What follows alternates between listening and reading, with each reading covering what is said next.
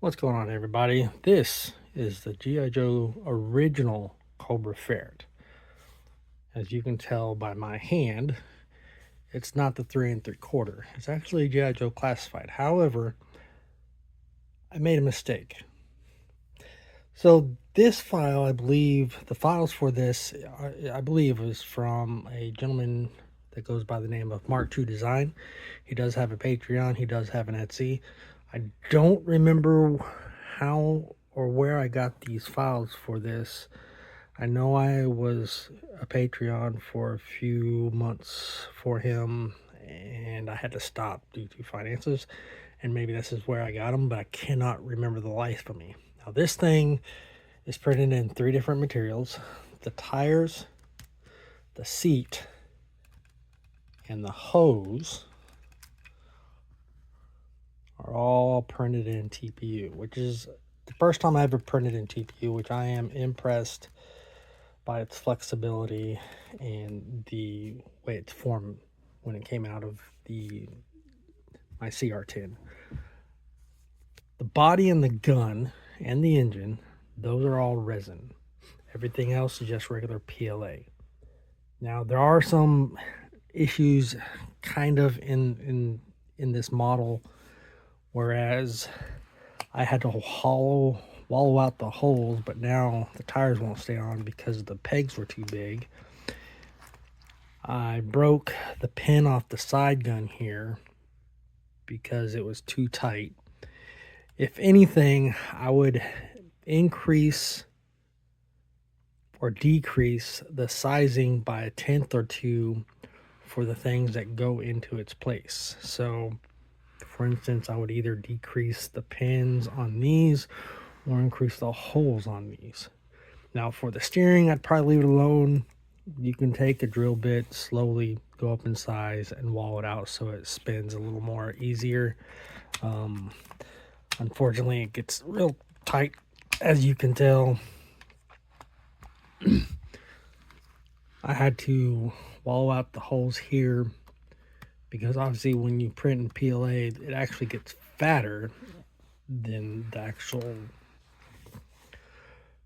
actual print, so the actual size. So when the plastic comes out, it's flattened. That's my opinion. I don't know if that's true or not, but that is that. I do know, like I said, if they can, increase the sizing or decrease, it's hard to tell on the resin print and the resin printed here. As I attempted to put the cover on, I chipped the back.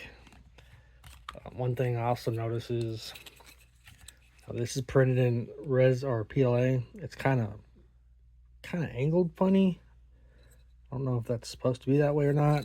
I thought it might have been the way it printed, but it actually printed another one at 82%, and it came out the same way, and it's also in resin. Now the files for that one, that's 100%, which is a little bit larger for classified. This one, it's hard to tell, especially with the camera. This one is 82. It fits perfectly, 82% of the original size.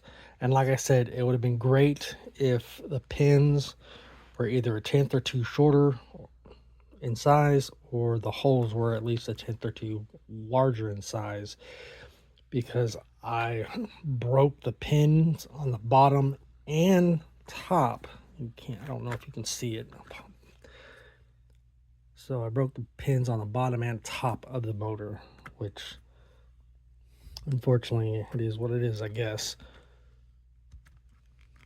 And I even tried to sand it down before I snapped them in there, and it just broke. But that's that.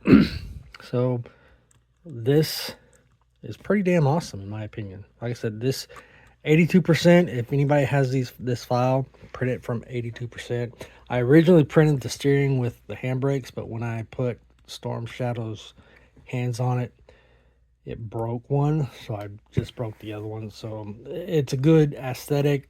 but if you're going to try and attempt to put your figure's hands on the handlebars there, prepare to be broken.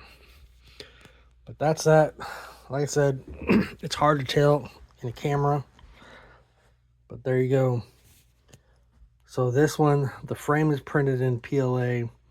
The seat, the hoses, and the wheels are also printed in TPU, and everything else straight up resin. I am very happy with the way all this came out, even with the larger one. So guys, go give Mark some money and get these files. He's pretty badass. I think my next one, which I think I got him from him too, is going to be the Cobra Asp. Stick around and see that. Peace.